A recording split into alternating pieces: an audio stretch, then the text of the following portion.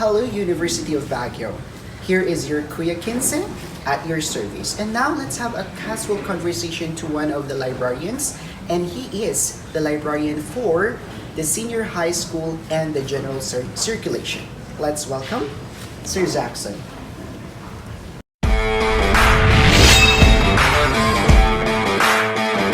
Good afternoon, Sir Kens. Good afternoon, Sir Jackson. So let's have a casual conversation about your services here in the University of Baguio. Okay, so how is librarianship treating you now? Uh, Librarianship for me, librarianship treats me as a librarian, and of course, at the same time, educator, and also the backbone or the working. I mean, the behind the scenes worker. Okay. Kumbaga. All right. So how can you be a worker behind the scene or an educator? Okay, so I work behind the scenes, not as a librarian per se, but is a other form of skills or may mga talents ka ganun. Doon ako pumapasok. And for the educator, siyempre kung may mga users yung library, we educate, we teach them how to find meaningful information for their researches, and we teach them to ano pa ba? Ayun, cut mo na lang yun. Okay, so yeah. Yes, I have heard that you are the you handle the IT backbone of the library. So including its audio, video and video services. So how did you acquire these special skills? Well, that's the other demand of my job as a librarian, because we cannot just talk to other people, or we cannot just talk to other services really easy. So we do it on our own. So yung mga librarian lang gumagawa. So we need to learn new skills like photography, videography, sound recordings, editing of photos and videos, like that. So ayun, kung ginagawa mo sa trabaho mo, natututo ka din. Yeah. And I have seen that when you were the cameraman for the Kapihan ng Baguio. Right? Okay, so have you ever really wanted to be a librarian, or is there any other big dream that you have? Dream, of course. Before college, I wanted to enroll information technology, or ICT, or anything like that. But pumasa ako sa isang school. Hindi ko alam kung anong course na in-exam ko. And then yun, nag-enroll na ako doon sa kung saan ako pumasa.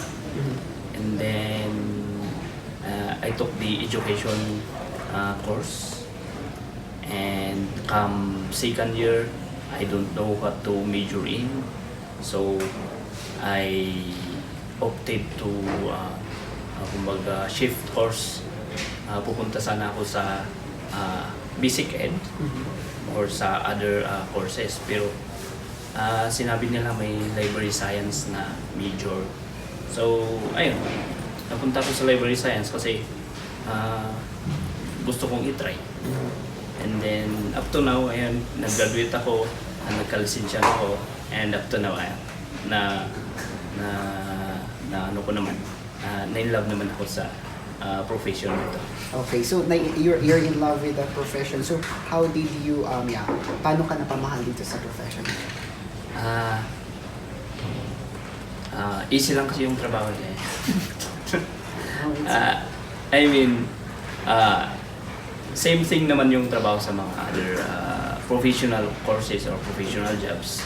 But this time I found myself more meaningful or more may mga nagagawa pa akong iba.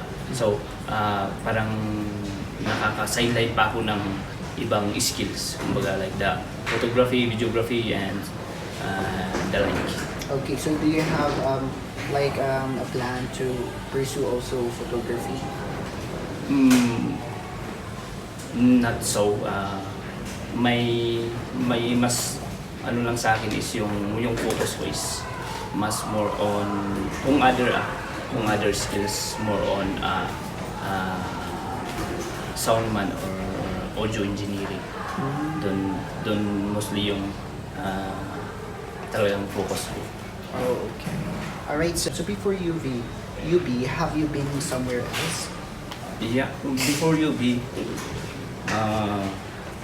I went to San Fernando. Naging college librarian ako.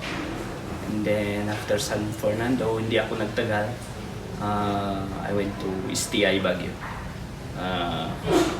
As a librarian for 6 years before coming here at UB in 2017. So paano ka napatagal dito sa UB, or what's the reason behind it? Maybe the culture of family, UB family. Tulungan, kumbaga, at saka dito ko lang na-feel yung madaming ang kasama sa library.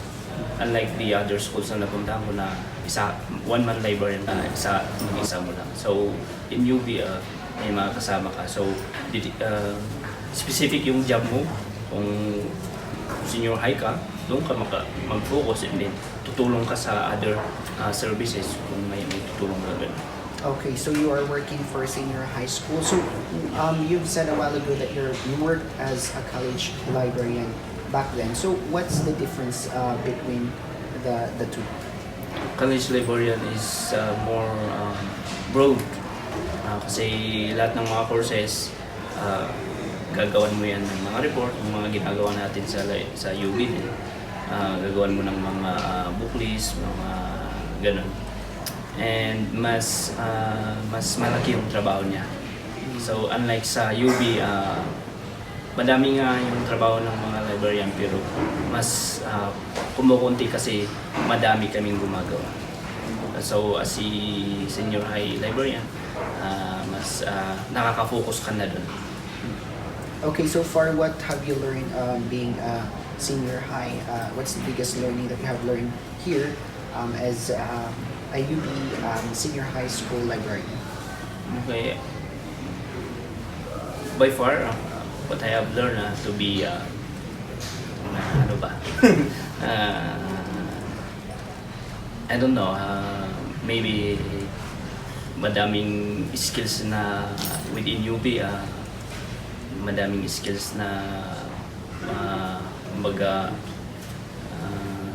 natutunan or nagagawa. I don't what's the term for that? Kumbaga madaming skills na na-hone within the university compared to the other schools na napuntahan ko.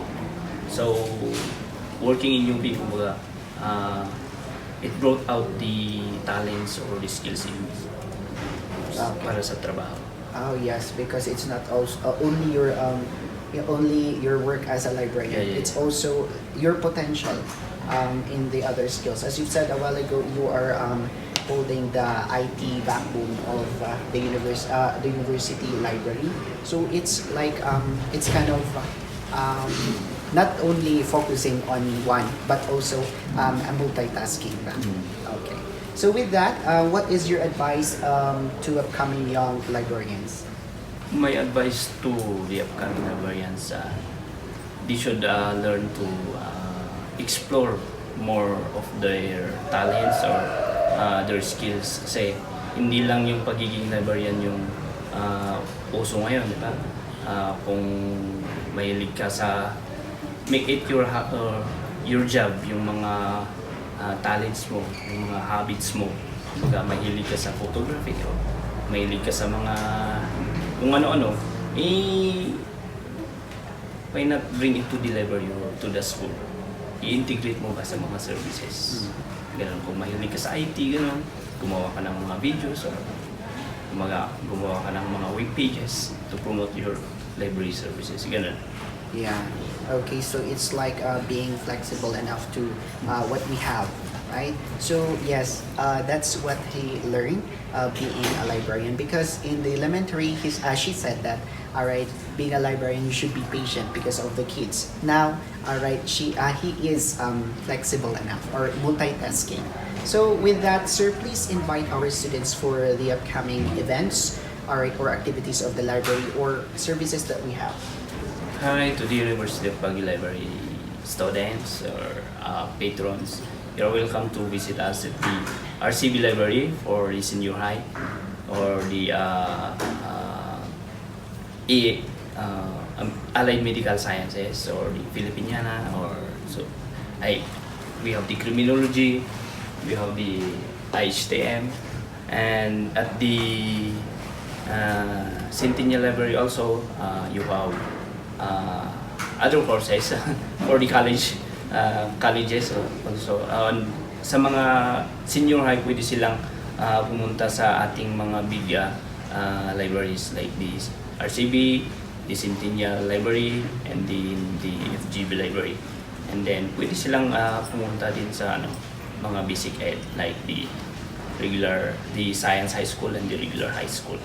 And of course sa elementary kung gusto nila. Okay, so for the last question, sir, so what are your recommendation books for the senior high? The senior high. May advice siguro yung mga facts or yung mga daily informations like what's your like the newspapers, the almanacs or magazines. Yun yung sa mga senior high kasi or we have naman yung mga fiction books para naman hindi mabutan. Okay, so with that, all right, thank you very much, sir, for that wonderful interview with you. So I hope we hope, all right, may natutunan tayo sa interview na to. So thank you and have a great day. Thank you.